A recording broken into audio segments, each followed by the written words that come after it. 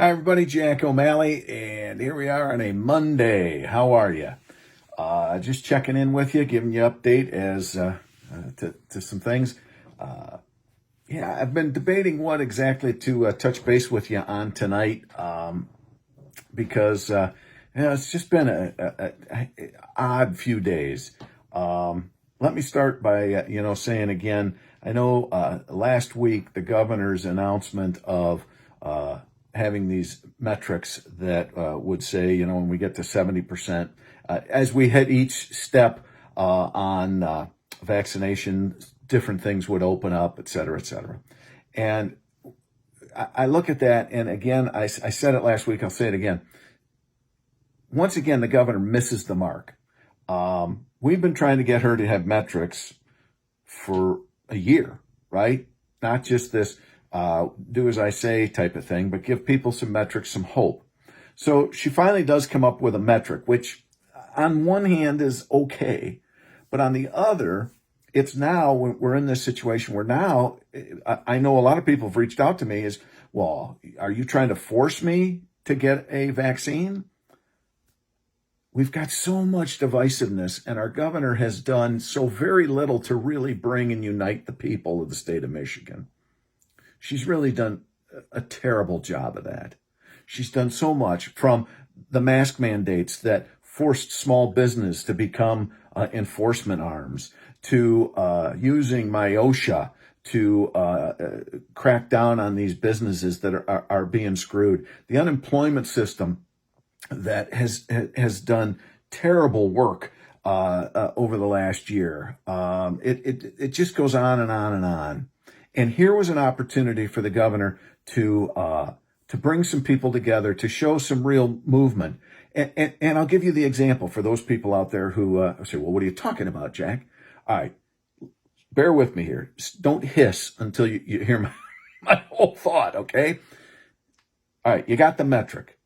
Let's say we're going to go to 60% vaccinated and things open up. Not 70, 60. Let's bring it down a little bit. But also, we'll open up if infection rates are down, hospital rates are down, et cetera, because you cannot forget the fact that there's a lot of people out there that have already had the COVID. They got the antibodies. It's not just about vaccination.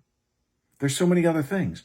But now it appears to people that are already PO'd that all you're trying to do is force me to get that. And again, that's divisive instead of bringing people together. So it's a very frustrating time. And I'll tell you, I'll give you an example. A couple of things.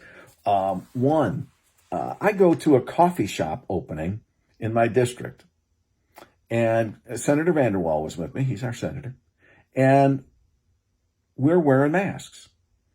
Well, the hate and the anger and this is a happy moment, all right? This is a happy moment. This woman's life dream of opening a shop, even in the midst of all this hell, she does it. And instead of being happy, there's all of this meanness and just venom. Why? Because we're wearing a mask. Now, you're vaccinated, you don't need a mask. Well, I'm not fully vaccinated. I don't know if she's vaccinated. And we're inside. And she's opening a new business where we've got one group of people that hate you for wearing a mask, and we got another group that hates you for not wearing a mask. That small business person is stuck in the middle. So we're inside, we're just trying to make it happen so that everybody calms the hell down, but we can't. We have lost kindness here, people. Be mad at the governor. Be mad at me. Don't be mad and put that kind of venom on a nice post about a nice new coffee shop. We've got to take a step back, people. We've got to do that. We talk about being a Christian nation. I get the anger. I get the frustration. I hear it all the time. I understand it. I am trying to make sure we can move through this.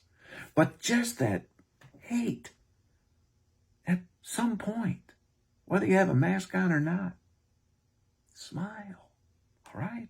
You have to do that. The other thing that I did on this weekend, was I spoke to graduates. Actually, one I did virtually for West Shore Community College. The other way I was able to speak in person to the police academy graduations. And what a tough situation our law enforcement is heading into. I was reading where New York, the city of New York, they're having thousands of retirements, like 5,000 retiring this year. They're getting out of the business, and in a way, I can't blame them. Yes, there are bad eggs in any group, but the vast majority are good. I was reading in the Detroit News that in Grand Rapids and Detroit, they're looking at the two major cities, police are seeing more resisting and fleeing than in years past, which causes more complaints. People are on edge. We are in a rough time here, and we've got to keep working on it. We've got to keep trying to keep a level head. When it comes to pick the topic, and I'm not going to single out one because as soon as I do, I won't say the right thing. But pick a topic that we're in right now, and people are so argumentative, so mean that you might as well just be spitting across a fence at each other, right? Nothing's going to happen. You like this? Puh. You like that? Puh. Where's that going to get you? So you've got to hope that there are some level heads, some calmness, where hopefully we can maneuver through this. Why aren't you doing this? Why aren't you doing that? Again, rule of law. With the oversight committee the other day, and we find out that there's a potential that the governor has once again gone against the Constitution. I've had a lot of people reach out. Well, what are you going to do about it? Well, what I did about it was I was on that oversight committee that asked the questions that exposed the possibility of unconstitutional act, right? So now what are you going to do about it? Well, legally, lawfully, as a legislator, I can't. I don't have standing. But maybe a citizen or a group of folks can take that to the courts, right? That's how the system works. So I understand the frustration and I understand the anger, but there is also a system in place. Doesn't always work the way we want it to or perfectly, but there is a system. So I'm going to continue working within that system. I understand the anger. I understand the frustration, but we do need to bring that level of just hostility down. There is a time and a place, but not everywhere, and not when somebody's opening a coffee shop. We should be happy for them, right? I know. One of my things. Yeah, but what about the thousands of businesses that have shut? Oh, I almost used a term I would use not in the video. I understand. I've been dealing with all those businesses that have closed in my district that have called me and reached out and asked. So I get it. You don't have to point it out to me, right? So I'm going to continue to move forward. I just hope that the people that are just angry can find a moment to not be angry and to understand that we are working through this. We do get your frustration. You don't have to pound us over the head with it all the time. All right? And that might not be much of an update, but I just wanted to get that off my chest and say that. Because when I looked at those comments, I was stunned. And I had several people that I know said, whoa, Jack, that's a coffee shop opening. Look at the crap people are saying. So, yeah. All right? Let's move forward. Let's move forward.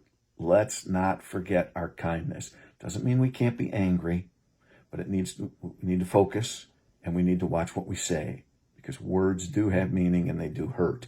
And so I know there's going to be people calling me names and saying I'm stupid on their comments right now. But hopefully the vast majority who are watching this understand what I'm saying. And we've got to regain some civility here, because it's an ugly world out there right now. And we need to rein that in. All right. I'm going to keep praying for this state. I'm going to keep praying for our governor, my fellow legislators, and of course the people of our great state and our country. I am a believer in the power of prayer. All right. Have a good Monday. We'll chat again on Wednesday.